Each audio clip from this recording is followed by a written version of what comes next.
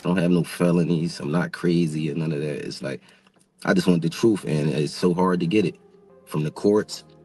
And seems like Jay-Z don't want to say anything. So, I don't want to see him go down for something that you could have just got taken care of. That's it.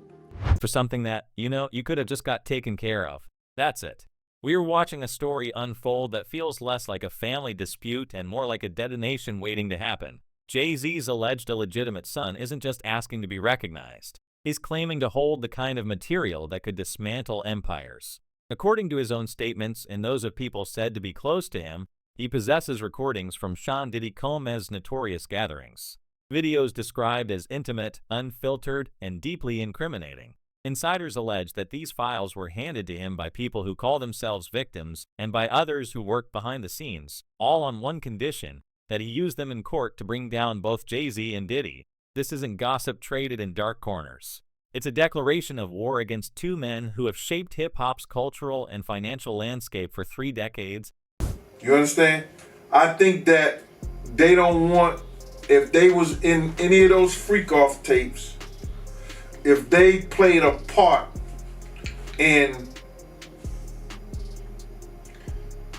any of those Diddy sessions, they don't want it to get out to the general public to make up their brand. What we've learned, the young man is positioning himself as both witness and whistleblower. He insists the footage will expose patterns of manipulation and silence that reach far beyond celebrity misconduct. He's portrayed himself as a voice for those who claim to have been mistreated inside that world, a world where money and fame allegedly bought protection. But even that stance has split public opinion.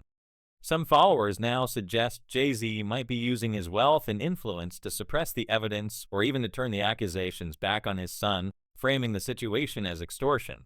What we're left with is a bitter paradox. A son who says he wants justice, and a father who's been accused of trying to buy peace at any cost. The tension around these claims intensified the moment Diddy's conviction was announced. On October 3, 2025, the producer, who once called himself Brother Love, was sentenced to 50 months behind bars after a federal jury found him guilty on 2 counts of transportation for intimate services under the Century-Old Man Act. The verdict didn't come out of nowhere. During an 8-week trial, prosecutors presented testimony from Cassie Ventura and another woman known only as Jane. Both described being moved across state lines for what the court called illegal acts sometimes filmed at events referred to as freak-offs. The details were disturbing accounts of control of substances, of cameras rolling while consent blurred into fear. When the judge finally spoke, he called for a significant sentence to send a message. Diddy, now 55, responded in a letter saying, "I lost my way." And I think Sam Bankman-Fried were in the unit that was 1 floor above mine. So in terms of like the setting, it's a fairly decent chance that the room I'm describing is similar to where Diddy is. Those words landed with a thud because only weeks later, Diddy was reportedly caught by prison officials at FCI Fort Dix with homemade beverage brewed from fruit and soda, an incident that suggested the contrition might not have lasted long. Even from behind bars, his name remains linked to dozens of civil cases filed by men and women who describe being coerced into his private gatherings. Many of those events, prosecutors said, were attended by the same stars now caught in this new controversy. If the alleged son's recordings really include footage from those nights, then the material could connect Jay-Z not only to a former friend's downfall, but also to acts that courts have already called criminal.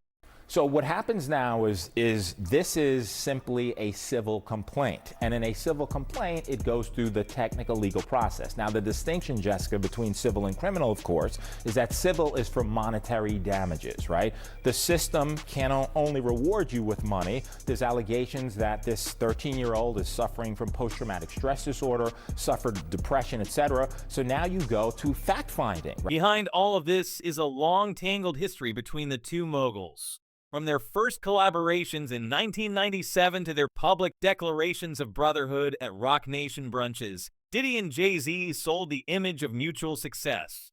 They donated millions together after Hurricane Katrina celebrated each other's milestones and were photographed side by side at nearly every major industry event for 2 decades. But those same photos are now being re-examined in a different light. Former associates have begun to describe their bond as less about friendship and more about shared protection, a silent agreement to keep certain nights out of public view. When Diddy's ex-partner Cassie told the court about private encounters involving substances and hired participants, observers noted that many of those nights coincided with parties where Jay-Z was also rumored to appear.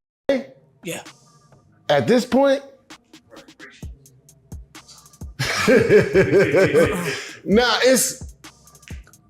I would want, why?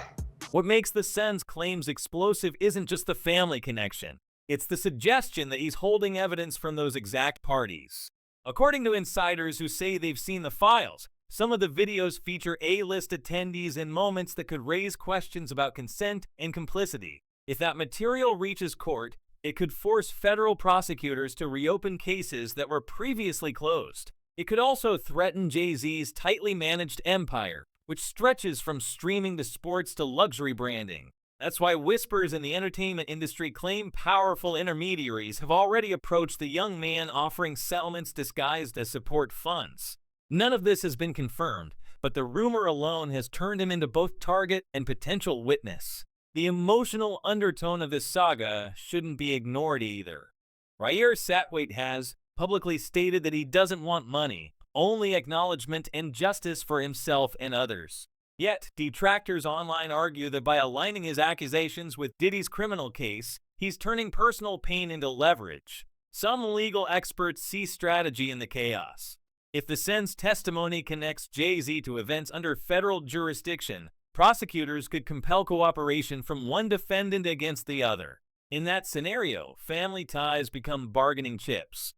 And in an environment where both men are already under scrutiny, the threat of new evidence is enough to send shock waves through their shared circle of billionaires and executives. Meanwhile, Diddy's time behind bars has not quieted speculation. Reports from Fort Dix describe him maintaining a network of visitors, former business partners, even athletes, hinting that influence still flows from his cell. That fact alone adds weight to the Sun's story.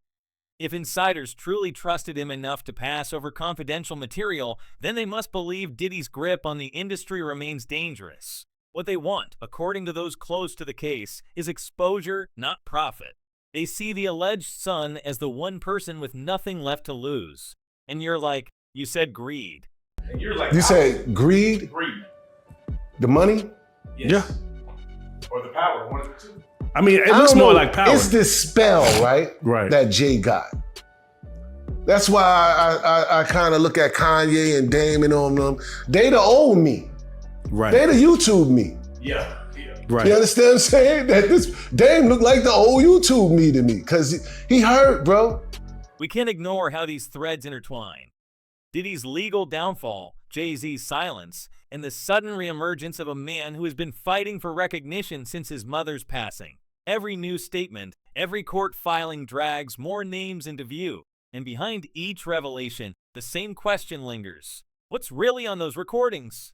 This isn't just about a son demanding answers from a father.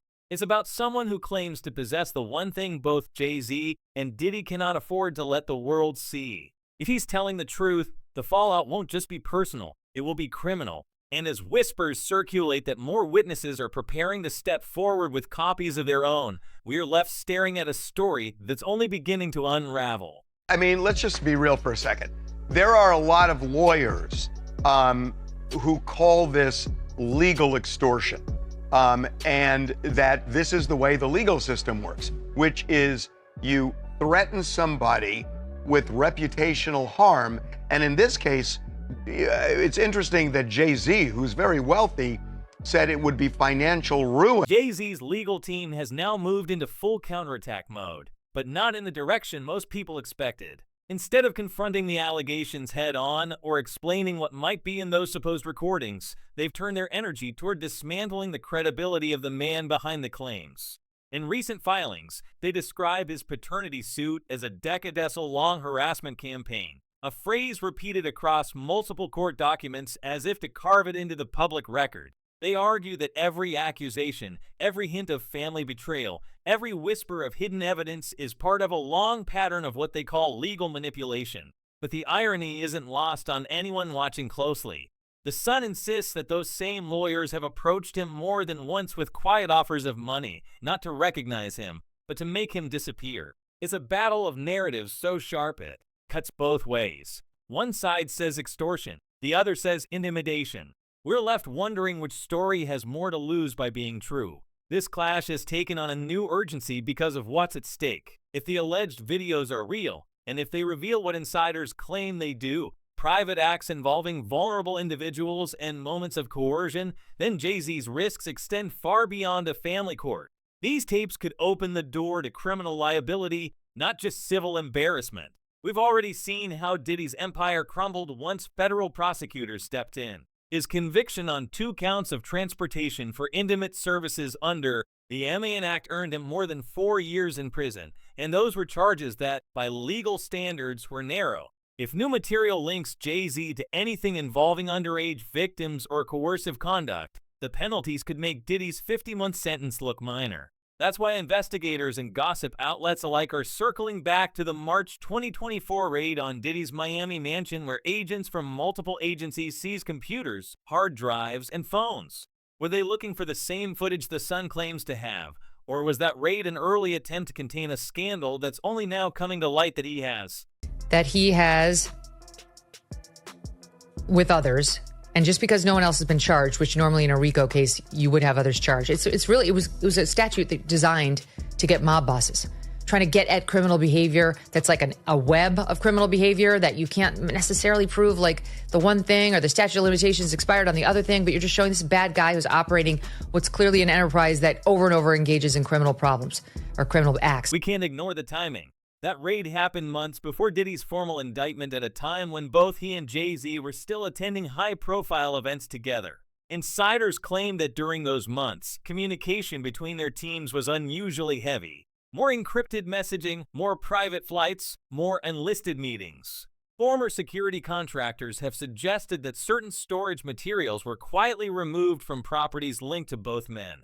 None of these movements have been confirmed by law enforcement, but the patterns are striking. For years, their fortunes rose in parallel. Now, their scandals seem to be doing the same. The emotional tension runs deeper than money or reputation. Why would victims or former insiders trust Jay-Z's alleged son with such explosive material? That question has divided public opinion. Some believe he's the only person outside that inner circle who isn't beholden to the empire, someone with enough personal resentment to act without fear. Others argue he's being used as a pawn by powerful enemies who want to pit Jay-Z and Diddy against each other, forcing them to implode from within.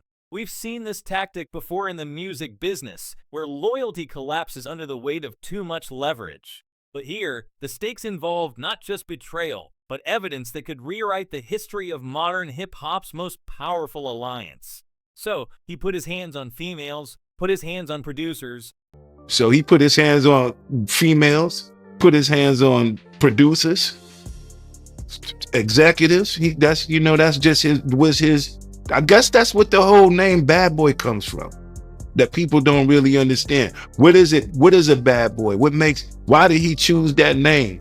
Like he never really gave a clear definition of how he feels about that name. Not yet. Meanwhile, we've all seen Diddy's letters from prison.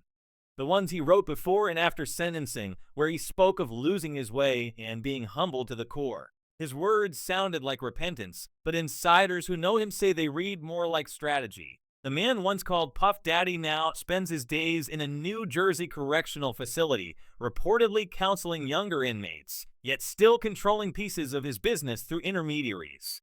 If he truly has no knowledge of these videos, why do his lawyers continue to file motions related to digital evidence seized in that 2024 raid? And if those recordings are harmless, why are his former associates so eager to leak that they were part of his downfall? Jay-Z's silence, in contrast, feels carefully engineered. He hasn't addressed the Sun's statements directly. His only public comments since the lawsuit have focused on denying the heinous civil allegations connected to Diddy's 2000 afterparty. Privately, his team has doubled down on a strategy that could be summed up in 2 words: discredit and delay. According to court insiders, they've requested repeated extensions to respond, citing procedural grounds while simultaneously working behind the scenes to trace the Sun's communication networks. The message seems clear: contain the source before the footage spreads. What's unclear is whether the footage even exists or if it's already in multiple hands. Industry veterans tell us that copies may already be circulating overseas. One source who claims to have worked in post-production for a luxury brand campaign says that months ago a third-party consultant mentioned being approached with very compromising entertainment content involving a well-known artist. Another insider says a group of journalists in London was offered encrypted files said to show footage from Diddy's white parties in the early 2000s. None of these accounts can be verified, but the rumor itself has made the atmosphere radioactive. Every leak, every anonymous post adds to the sense that someone is playing a very long. So, as we look at Jay-Z's life, he's a billionaire, married to Beyonce. Do you feel like he's truly reaped the karma of all his actions? Where the karma is at? Yeah, that's what I'm saying. Yeah, we don't see him. Nah, well. Or do you feel like he ever will? I feel like if you done people wrong, you done people wrong. Behind all the noise, there's also the question of motive. What does the son actually want? On one hand, he talks about justice and truth. On the other, he's been accused of courting media attention and potential financial settlements. His supporters say that's unfair, that no amount of money can erase decades of being ignored by a father who built his career on authenticity. But critics note how conveniently his revelations align with the worst period in Jay-Z's public life. Is this vengeance or courage? Is he taking down corrupt power or trying to join it? This is what I look for when I see a success.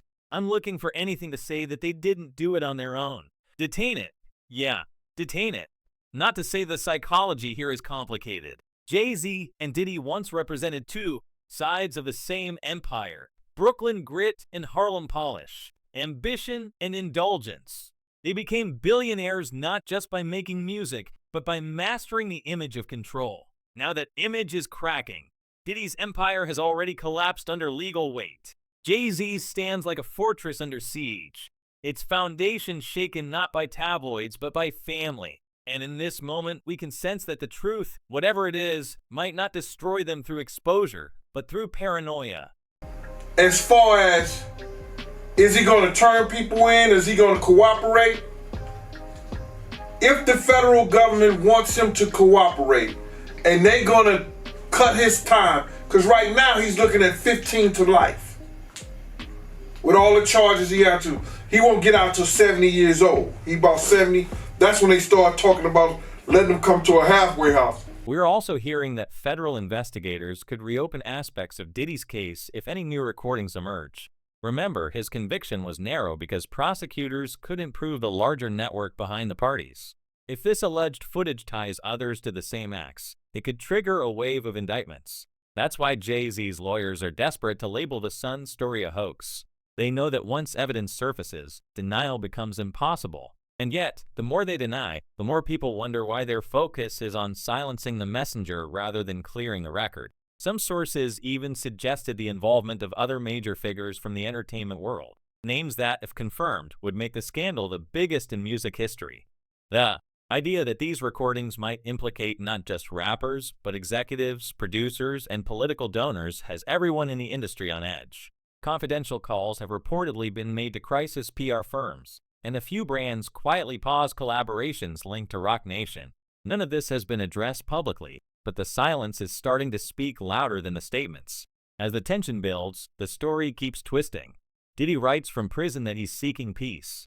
Jay-Z avoids cameras, and the alleged Sun hints online that more receipts are coming. If that's true, the next release could be catastrophic. Because if even one frame of those recordings confirms what insiders describe, the question won't be about lawsuits anymore. It will be about criminal charges, destroyed legacies, and the end of a cultural dynasty. Jay-Z's lawyers insisted the Sun's claims are frivolous.